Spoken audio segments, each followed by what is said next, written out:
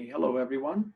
This is session 5.2 of our strategic management unit. And today's topic is about going international.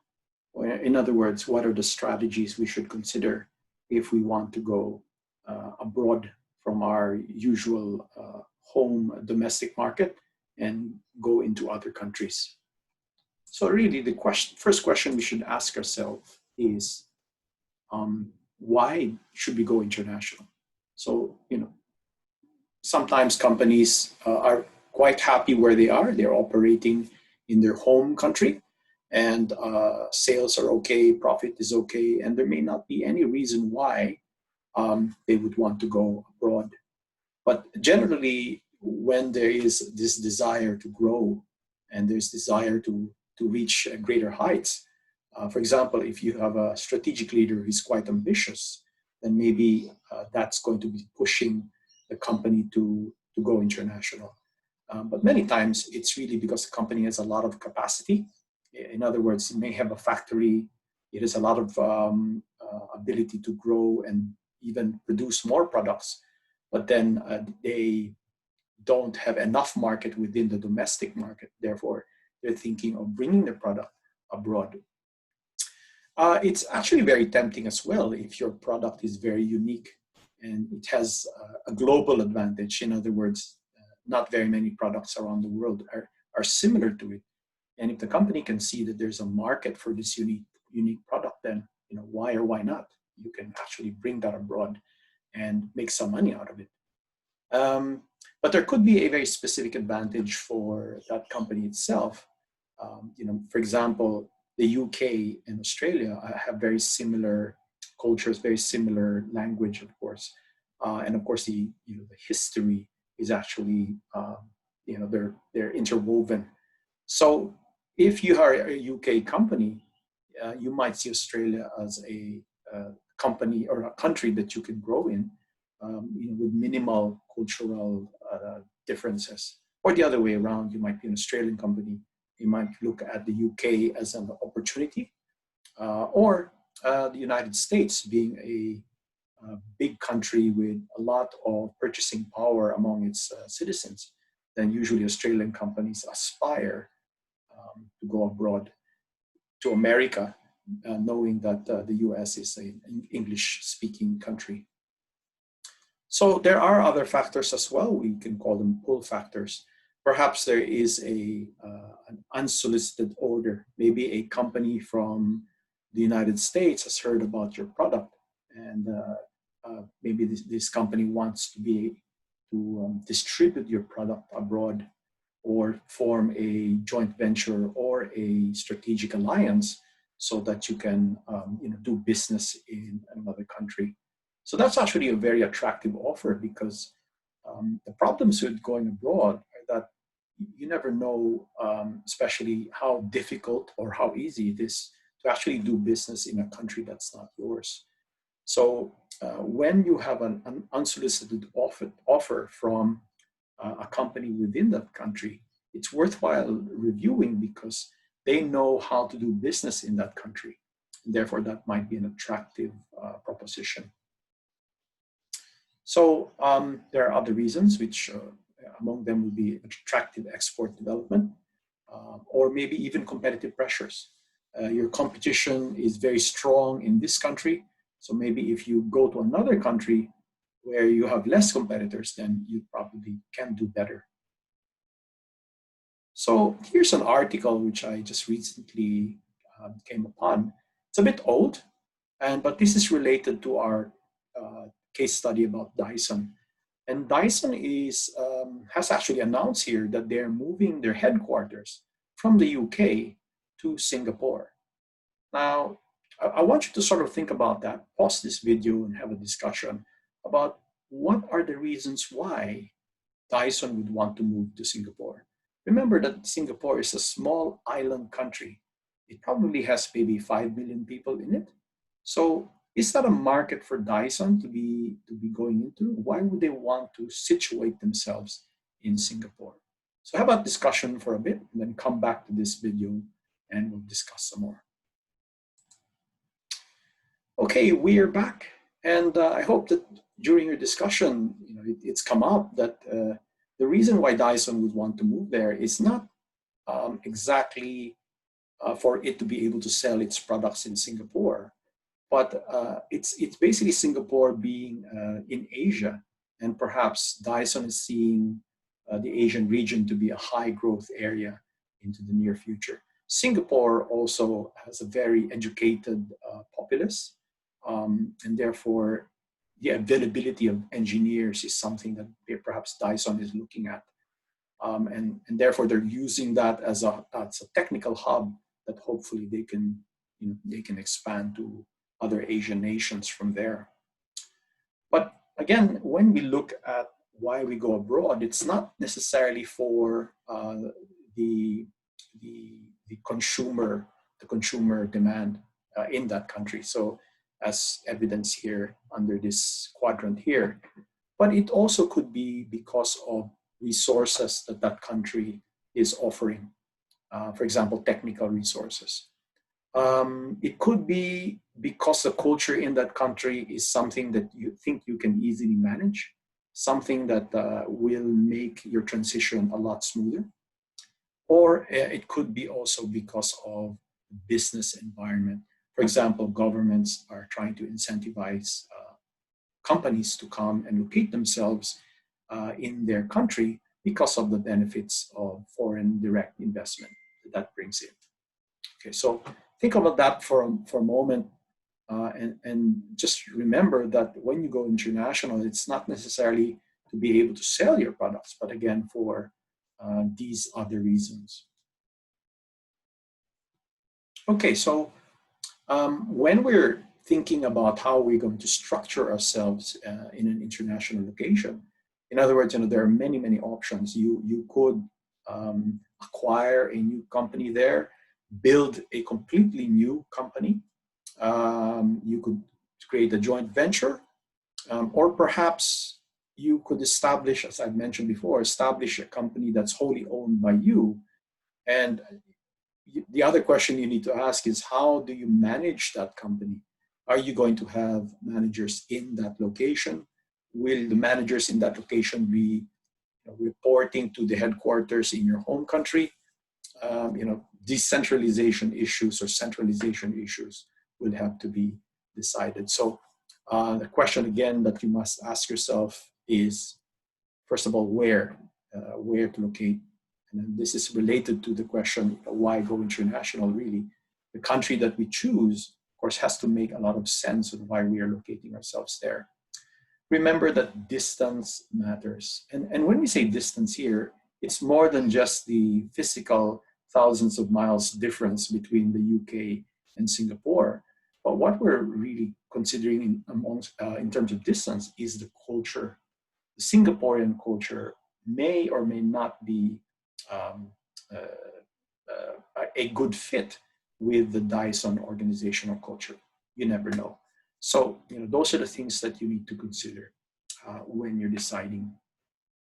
The second question is how best to structure the organization. So again, this is similar to what I was saying a while ago about how do you manage that organization? Do you have very strict reporting lines with the home country?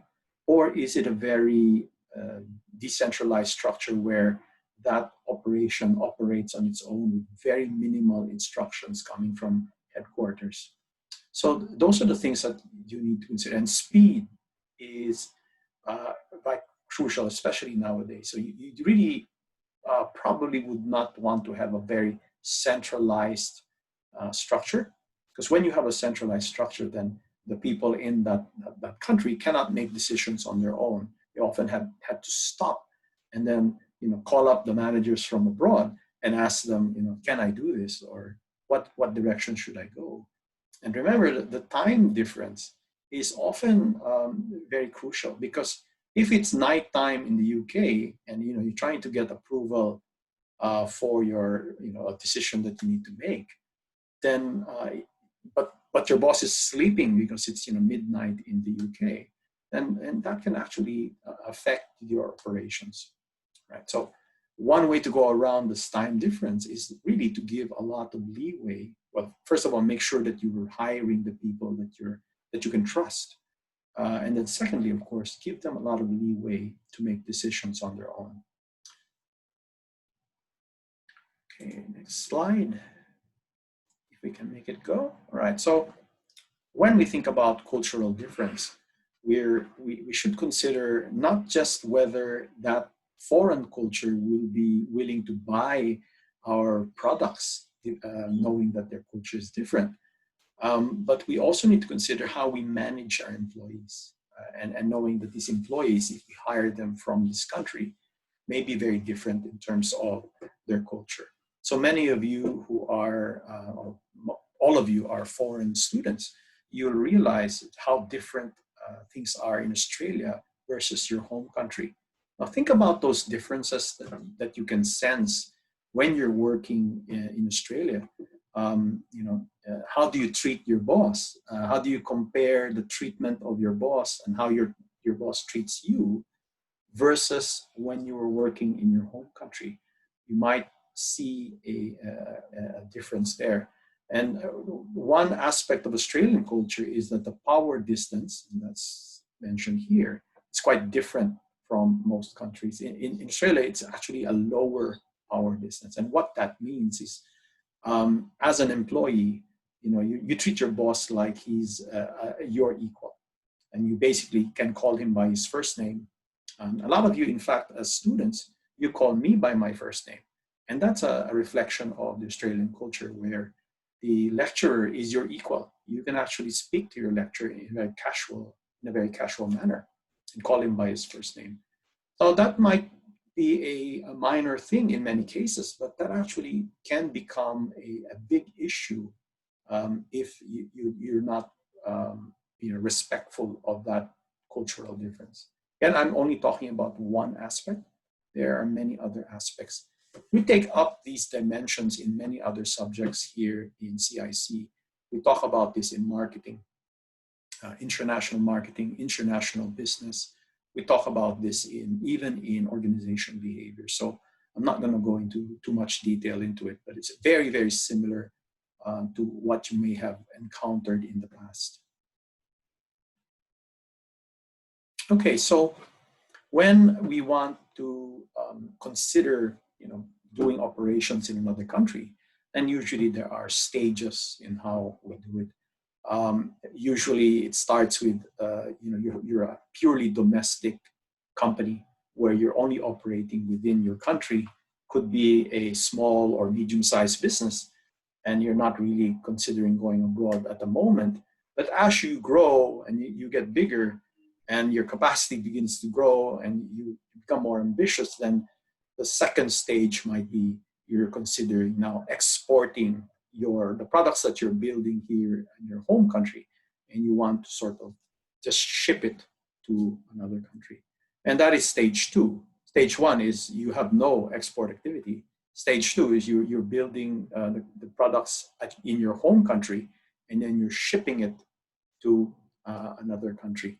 And you might have a representative there. You have a deal with the distributor who will help manage your distribution in that country. Now, you may, in fact, not have a business entity yet in that, they call it the host country where you're going. But then, your products are basically purchased from the home and just simply shipped. Stage three is you decide, well, you want to be able to manage the country operation more closely, and therefore you might establish a subsidiary. It's a company that basically is located there, but it is, of course, manned by your employees. You might decide to create expatriate employees that are moving from your home country and relocating to the new country. And they may establish a sales operations there. But still, it's still an export type business where you're still manufacturing the product in your home country and shipping it. Stage four, as you can see here, is when you decide, well, there might be advantages to actually creating your manufacturing facility in that host country. So this is what's happened with Dyson. And Dyson has decided to do its manufacturing away from the UK and start doing this in Malaysia and in Singapore. So, but you can, as you can see, the manufacturing there is probably cheaper than it is in the UK. But the market is not just within that country. They're actually exporting it from Malaysia into other countries, including China, Australia, the Philippines, or within that region. Okay, so that is stage 4, where you actually establish a manufacturing or even a headquarters within another country. Okay, so one way of operating abroad is to merge. In other words, the word is merge, but many times it's actually an acquisition. You're actually you go to another company and you sort of negotiate and say, well, I'm going to purchase this company.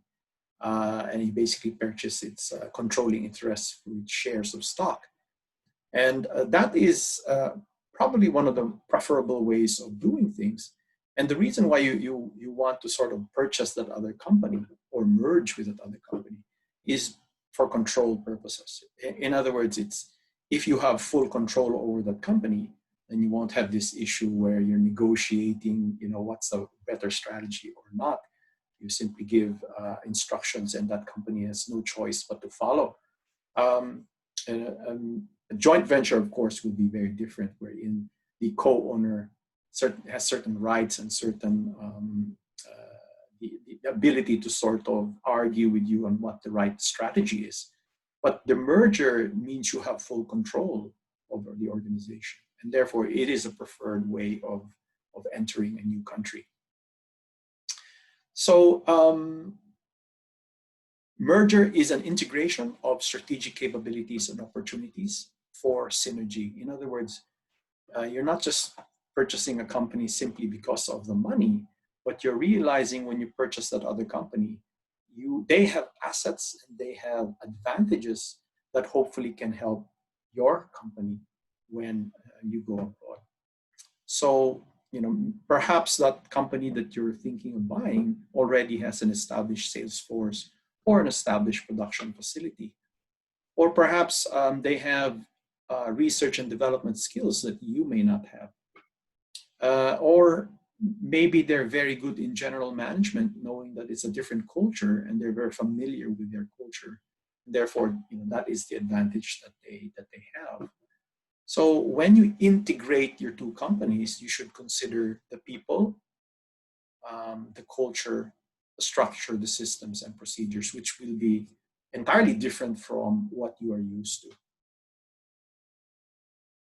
So let's again have this discussion. I know that I've already assigned to you your client firm. In other words, you have a company that you are researching about, and your job, your simulated job, of course, is to provide an analysis for this client firm on whether they should enter this new industry. So this client firm I've given you is not currently operating in the industry that I've mentioned. So for this term, I've given you, for example, Dyson, or perhaps it could be GE, or it could be Haier, the Chinese appliance firm. And we're pretending that these client firms want to enter the automotive industry. Depending on the term, by the way, this could be very different. Next term, it might be a different client firm, and it might be a different industry. But for the purpose of this example, think about your client firm and the industry where it wants to go into. And this is again assigned by me. Would there be an advantage from them to acquire or merge with another firm? Actually, that's a typographical. It should be for them. So would there be an advantage for them to acquire or merge with another firm, whether that is in another country or whether that is within the host country? So I just want you to think about that. And when you're doing that, what you should really be thinking about is what are your strengths, the strengths of your client firm, and what do you lack, which is your weakness. And therefore, will this merger actually help you develop your company and become a better company if you merge together, right? So stop the video for a moment and then let's have that discussion. Okay, so we are back, and I hope that you've had a fruitful discussion and you've sort of thought about the strengths and weaknesses of your client firm, whether that's Hire, GE, Dyson, or Uber, or any of these companies that I've assigned to you. Think about what their strengths are and what their weaknesses are. And basically, when you're merging with another company, you're actually thinking that if you bring your forces together, the result will be a better outcome. So you will operate much better together because your weaknesses are the firm's strengths, and your strengths are then the firm's weaknesses. So there's a marriage that actually good teamwork can happen. Doesn't really make sense if, let's say, you merge with another company. That company might have exactly the same set of customers as you do, exactly the same products as you do, or at least very similar products. Then if the technology also is the same, then what's the use of merging together? There is no synergy that will happen. Okay. So when you're acquiring another company, Peter Drucker, the famous management guru, argues the following. Number one, your strategic contribution must be more than money. So in other words, you're not purchasing that other company purely because it's successful, it has money, and therefore you want those profits to come to you. You need to have to think about how together, when you work with this other company, you can actually come up with better results. An example of this would be Procter & Gamble, which is a famous consumer company. And they purchased Gillette, which is another consumer company. And Gillette focuses more on men's blades, for example, and men's grooming products. And that was a weakness of P&G. They didn't really have that category in their company. But they were bigger than Gillette. So they made an offer for Gillette and purchased Gillette. And basically, Gillette is now part of Procter & Gamble. There's definitely a strategic contribution on why they acquired Gillette. There's a common core of unity. In other words, they're both, Procter & Gamble and both Gillette are consumer companies. Therefore, there's a little bit of unity in the way they think, the way they market their goods. Obviously, Procter & Gamble values the products of Gillette. They didn't just toss them out after they purchased them. They actually use them. They actually still use the Gillette brand. They didn't rebrand those products. They made sure that the managers within Gillette continued to have a role within the larger P&G company. And in fact, you allowed managers to go from Gillette to Procter & Gamble and Procter & Gamble back to Gillette. So you have that cross promotion that's happening. Once you have these 5 strategies when you acquire another company, generally you have a successful merger, which, by the way, is not always a successful thing when you merge together. Oops. Okay, so when you're going to be entering another country, for example, we were talking about mergers and acquisitions, but there are other options that you can do. One of them is licensing. If your intention of going to another country is to simply sell your products there, do you really need to establish a company? Do you really need to export your products there? There are other options. And an example of this is beer. Now, Carlsberg beer, that I think is from Copenhagen, that company, they make Carlsberg beer. And they, instead of exporting the beer to another country, remember that beer is liquid. And once you have water liquid, it's actually quite heavy to export these kinds of products. It'll cost you a lot to ship it. So instead of exporting it, why don't you make this product in the country where you want to distribute your product in? But instead of building a new brewery, you can actually have a strategic alliance with another brewer that's existing for that brewer to make Carlsberg beer under license. So the licensor gives the recipe and the way to brew their beer and basically the brand, and allows another company to make the beer using that same recipe and then market it.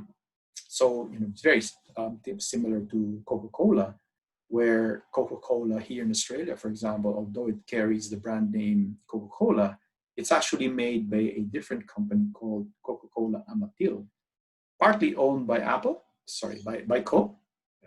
Apple can there, but it's partly owned by Coke, but it's making Coca-Cola under license from Coca-Cola in the United States. Another option is to have second sourcing agreements or customer supplier relationships. So I mentioned this before, Apple in the United States, they don't make their own iPhones. They actually provide the design to another company in Taiwan and China called Foxconn, and they make these iPhones under license to Apple. And Apple actually then distributes it for their company. You could also have a joint R&D strategic alliance. This is actually a form of a strategic alliance where two companies will get together and design, for example, a car together, and then speed up the research and development because you're combining the resources, and then come up with a car, like a product that can be marketed by both companies. So Subaru and Toyota have a strategic alliance, and they develop a car called the BRZ. So Subaru calls it the BRZ, Toyota calls it the 86. And you'll see that going around. Maybe in class I'll show you a picture of that. But these are it's exactly the same car. It's co-developed by Subaru and Toyota, but then it's different brand depending on who is selling it.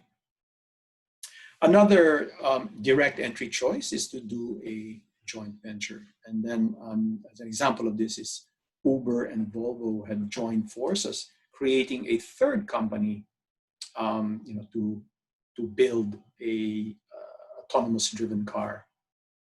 And probably it's going to be an electric car as well. So we'll go into that a little later. But again, when you go into joint ventures or strategic alliances, you might ask, why not go into a merger? Why do we need to do a joint venture? Well, first of all, you can imagine the expense it costs when you need to acquire another company. That other company might be unwilling to sell themselves. They might see there's no synergy, and maybe the synergy is too small. So therefore, instead of trying to purchase each other, you just decide to shake hands and say, okay, let's just work together. So that's the high acquisition cost. Could be a reason why people don't want to merge, or companies don't want to merge. Sometimes there are legal restrictions on mergers, and therefore governments don't want companies to merge if they reduce the competitiveness, or if it causes monopolistic tendencies. Maybe there's a political or cultural difference. And therefore, instead of doing a merger, you decide, let's try out a strategic alliance. It's less risky, less investment. And if it fails, then we don't lose a lot of money. So yeah, global customers require global linkages to secure supplies. Joint ventures often happen when there's a threat from foreign competition. For example, Japanese car manufacturers are very strong, and therefore American, European car manufacturers might join forces together. Example of this might be what we mentioned before, where Volkswagen is thinking of supplying engines to Chrysler. All right, so that's not a merger. Simply, that's not even a joint venture. That's simply a strategic alliance, and money is made there because, of course, the American company will be purchasing engines from Volkswagen, right? So there could be also protectionism measures from governments that disallows foreign companies to own local companies, and therefore a joint venture is something by law within that company or country rather. They may have a rule that says we can only allow joint ventures and not foreign direct investment, but where you take over the company completely. Okay, so some key issues in joint ventures and strategic alliances. These are the things that make a JV or an SA to be successful. First of all, of course, it has to be strategic for both partners. And we discussed this earlier. It's the same thing with mergers and acquisitions. When you merge with another company or when you create a JV or an SA, you want to make sure that there's a win-win outcome. So both companies will benefit for this joint venture or strategic alliance. And as I mentioned before, we want the competencies and the capabilities to be complementary and not identical. So, if Dyson is very good with, say, vacuum cleaners, and they decide to, do a joint venture with Hoover, you might say, well, Hoover is a vacuum cleaner company as well. They may have similar competencies. There is no reason for them to do a joint venture, really. There's no advantage for either of them. Information has to flow freely between the two companies, and there is supposed to have genuine integration and create linkages despite the differences in culture. So you need to be able to trust the other company that you're doing a joint venture with. So really, a joint venture is like a marriage. You don't get married to somebody who you do not know. You really want to get to know the person before you marry him or her. Same thing with a joint venture or strategic alliance. So there are many examples of unsuccessful joint ventures. In China, the French company Danone, that makes yogurts and dairy products, they did a joint venture with Wahaha once upon a time, and that was a disastrous adventure. So, they ended up suing each other, and Danone lost a lot of money from that because, again, they really didn't get along. The trust wasn't there, and there was a clash in culture. So, it didn't get, they weren't really successful. Okay, so here's an article, again, that I got, and you can see that this is a Volvo vehicle, but it's equipped with this scanner on top, which allows it to be driven autonomously. So this is an example of a driverless car. The technology is actually there, but it's being tested. And Uber has basically developed this technology along with Volvo. And they decided to create a third company, a joint venture, whose sole purpose is to develop this driverless technology. Now, for discussion, let's ask ourselves, does this make sense? Knowing what Uber is, which is a technology company, and Volvo, a car manufacturing company, does it make sense for them to create this joint venture? What are the synergies involved? So have that discussion and pause this video.